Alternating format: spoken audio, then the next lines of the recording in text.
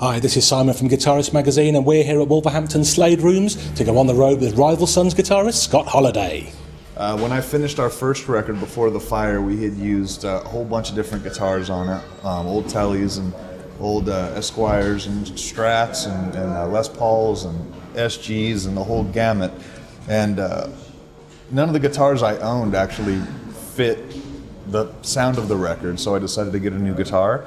And I found this guitar in Teaneck, New Jersey, and I'm in California, so it was impossible to play.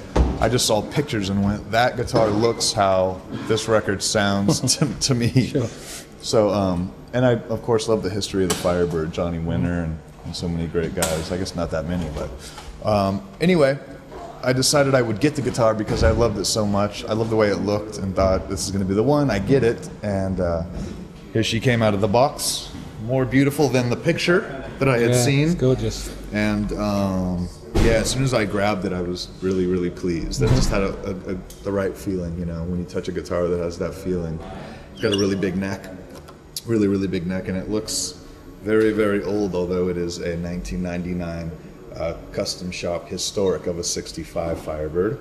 The only thing I've done to it is replace the pickups with Tom Short Firebird mini humbuckers. And I think that's about it. Oh, I also replaced the tuners with these space-age gearless Steinbergers. So I think that's it about this one. Okay, this is my number 2. It is a 1962 Fender Jazzmaster, obviously refend, probably in 1963. And yeah, it's really road worn too. It actually came with these knobs, and as you see it, so. I love this guitar. She's very lovely. I play a lot of slide on it. The only thing I've done to this guitar, aside from beat it up more than it already is I put a set of Lawler P90s in it, which are lovely. I have the originals, but they're quite thin and kind of like surf guitar sounding. I used them for a while, but right when I dropped these in, it was wonderful. Sure. All right. This is, I guess, my number 3, and this is an actual 65. Non-reverse, and I've also put the Tom Short because it's a Firebird 1, right. So it originally came with 2 P90s, which are pretty dark, and you lose a little bit of pull by this time, but and it has the slider switch, so I put the toggle in, and Tom Short mini hums just like the blue guitar, and it's a lovely instrument actually. It's probably half the weight of the other one, and sounds very woody. In the studio, this is the guitar I use the most. Right. Yeah, it's very natural sounding.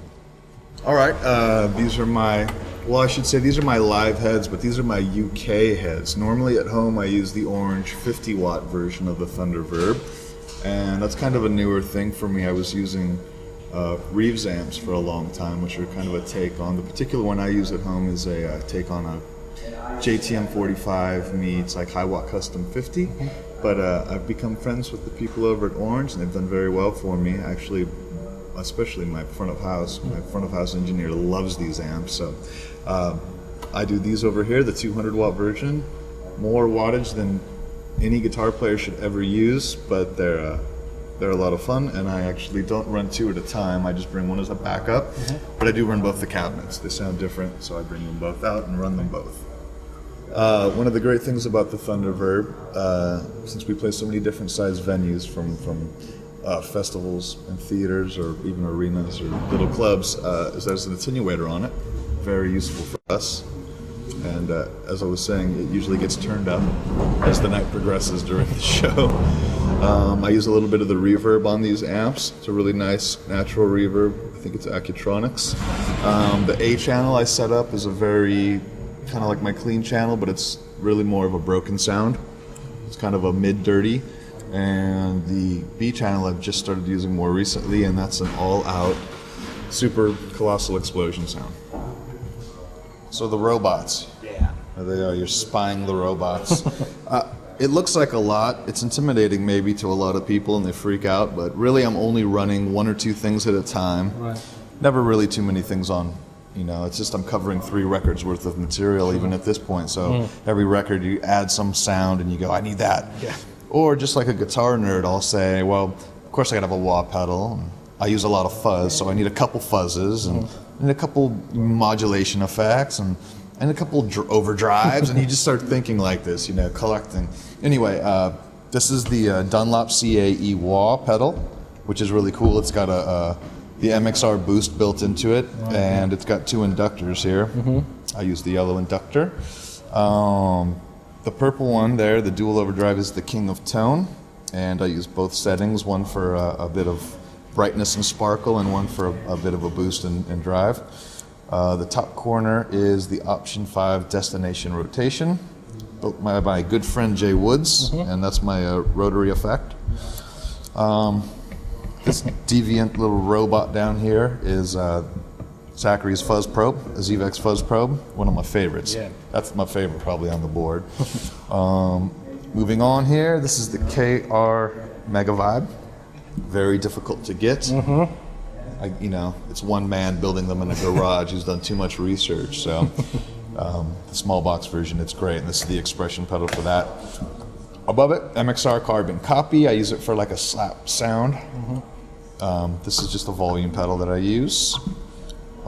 This is probably one of my other real favorite pedals on the board. It's a Basic Audio Gnarly Fuzz. My buddy John Lyons owns the company and does all the building. And this pedal's kind of based on the Maestro FC1A, which is like the Satisfaction fuzz, or, you know, one of the first really commercially used fuzzes. So that's this one, and he put that beautiful custom box for me with the jewel light. Love it. I mean, the board is probably the size of, like, you know, a pack of gum. I just told him the sound is so big, I need a bigger box for it. I would have made it this big if I could. Also, this is one of my main pedals here. I use this as my main drive on the board. It's a Time Machine Boost, Keeley's Time Machine Boost, and I use the treble boost side, which is like the Dallas Rangemaster. It looks like an amplifier inside. It's beautiful. That's a great pedal. Above it is the Demeter Tremulator, tremolo sound. The Line 6 DL4 above it, and I had Keeley mod that and kind of just upgrade it and put all the nice blue lights in it instead. More importantly, he's done some nice stuff on the inside. And this over here is the expression for that. Above it is my tuner, the Strobo Stomp, and I skipped the radial over here on the side. That's just that's my outbox. Okay. Yeah, and it's actually, I can throw another amp in there if I want to, but I'm not doing that right now. So I think that pretty much covers it. Them's my robots. I also use the foot switch. This isn't the right foot switch, it's just what they had, but that ABs me on the orange amps. So, touring in the UK? It's our favorite. All good. It's our favorite. Yeah, we just finished the U.S. tour and came all the way across, and we're really, really looking forward to being over here. We love the people, we love the venues, the history, everything really about it, you know. And it's been fun too, because these are our own shows, headlining shows. They've all sold out here in the UK, which is wonderful. We love the fans here, and the tour we came through was a support thing. So we play 30 minutes a night for a band like this. We're barely breaking a sweat. It was going to kill us if we had to do one more night of 30-minute sets. So we're happy to be here in the UK and play a good hour and a half every night for everyone. Cool. Yeah, man.